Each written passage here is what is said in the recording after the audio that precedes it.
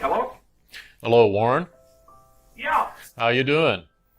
never better. Well, I appreciate the opportunity to visit a little bit. You know, we've got another important graduation coming up, kind of a unusual time that our students are graduating in, but they're excited to be finishing their undergraduate and graduate degrees with your alma mater.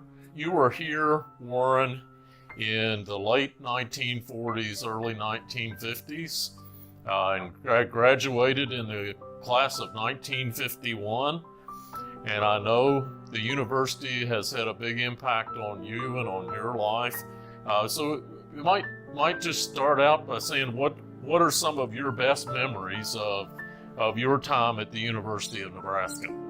I enjoyed every minute of it at Nebraska. I mean, I don't think they could quite believe it when, after 2 years at the Wharton School at Pennsylvania, I said, I want to transfer to Nebraska. And I came back, and the education I received at Lincoln, Wharton had this big reputation, but I had terrific professors there. They not only imparted knowledge to me, but just the rapport and feeling I had with them. And I would say this to this current year's class: I would love to trade places with any of you. I mean, they feel they're going out into an uncertain world and all of that, but there's never been a better time. Yeah. Is there a particular professor that you might fondly recall from that time when you were a student here in the College of Business? Well, there were two of them that I really, not only did I learn a whole lot from, but I just had a good time with it. And I've always liked accounting, and I'd taken a couple of courses probably at Wharton before I came, but Ray Dean was the best you'll ever see. And accounting is the language of business, and it made me proficient at something that was absolutely vital for the rest of my life. And I had the edge on lots of business school grads around the country because I had Ray as a teacher. And of course, Doc Elliott's class was absolutely fascinating.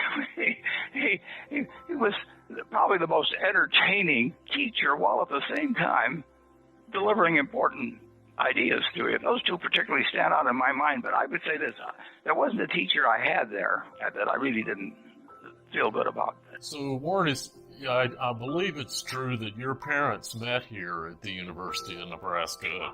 And what were their majors, and how did they come to meet, if you don't mind telling that story? Yeah, no, I owe my existence to the University of Nebraska. It doesn't get much more fundamental than that. Yeah. No, my dad was at the Daily Nebraskan, and he was editor at one point, and my mother actually, her father went to the university as well, but he had a small paper in West Point, and she came to Lincoln, and she was very interested in math, but she also went in to get a job as reporter at the Daily Nebraska, and then met my dad, and that was a lucky day for me.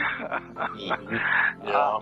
A group of students from the university who came to an investing, a little get-together I have with students a few years ago. They brought me the nicest book in the world they could have given me. I never would have dreamt of it. And it had the front pages of the Daily Nebraskan for that period. Yeah. My dad. I've gotten a lot of nice gifts in my life, but I don't think I've ever gotten a nicer one than that. Now, my dad told me story after story after story about the university days of Lincoln. So, Warren, you mentioned that you'd love to trade places with our graduates today, that even though this is kind of a strange time, but what advice would you give to our graduates in general today? What might you say to them?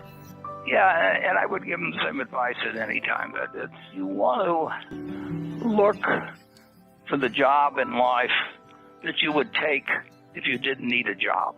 I mean, somewhere out there, you'll find the right. You won't necessarily find it on your first job. I mean, you got to make a living too.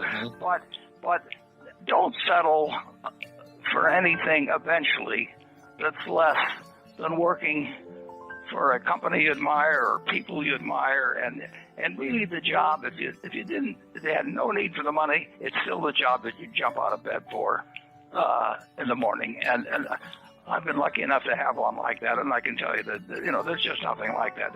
It doesn't work anymore. It's actually something you look forward to every day, and you won't necessarily find it the day you get out of it, but it is out there, and they should look for that, and they should be prepared for it so that the person they're looking to hire them wants to hire them. And I would say that's what's very important, and that is developing communication skills. I mean, you've got to be able to write well, and you've got to be able to talk well, and just fill your head. I mean, it is such a wonderful time in life to have every day end up knowing a lot of things that you didn't know the day before. And the students I've seen from Lincoln, I mean, they're just outstanding. I mean, it makes me very encouraged about the world. It makes me very, very bullish on the world.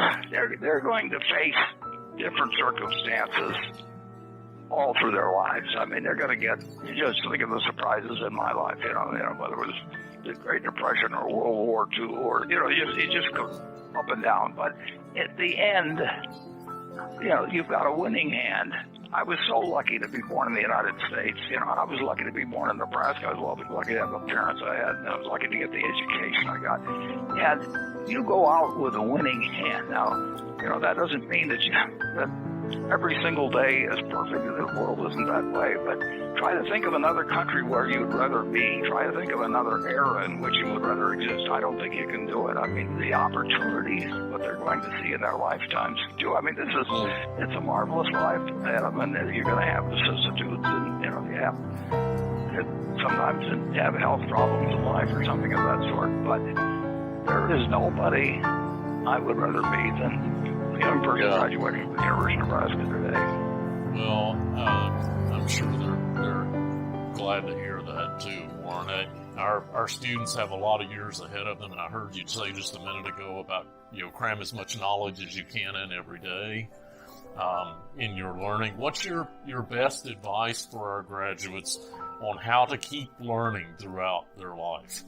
Well, there's nothing that beats reading, and you want to have an inquisitive mind. And people say to me sometimes, if you could only have lunch with one person living or dead, who would you pick and all that? Well, the truth is, by reading, you can have lunch with Ben Franklin, or every great personality in the history of the world. You can, in fact, have a very long lunch with, and the luxury of having the array of ideas that you can be exposed to through reading. So one of the families said one time I was a book with legs, basically, and it's fun to learn. It's fun to learn, and you're off to this great start. You probably made friendships, during your life there at school. You've learned the possibilities of this world, and just keep going.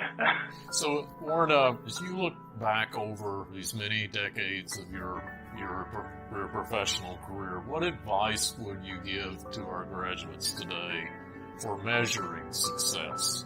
Measuring it in business, measuring it professionally, measuring it in life? That's the ultimate question. And I've known, by the age of 90, believe me, I've known a lot of people who got very rich and their lives were not successes. I've known people who very famous in their activities, not successes.